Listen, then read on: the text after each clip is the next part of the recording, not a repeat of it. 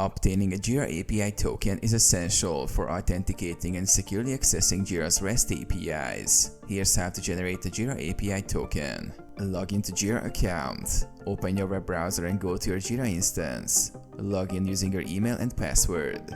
Access the account settings.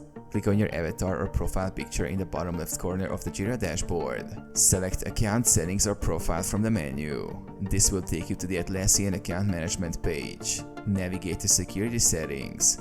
On the Atlassian account page, go to the Security tab. Here, you will find various security settings, including API tokens. Generate an API token.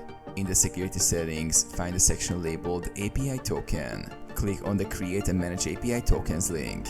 This opens a page listing any existing tokens and allows you to create new ones. Click on the Create API Token button. Name and create the token. Enter a label or name for your new API token.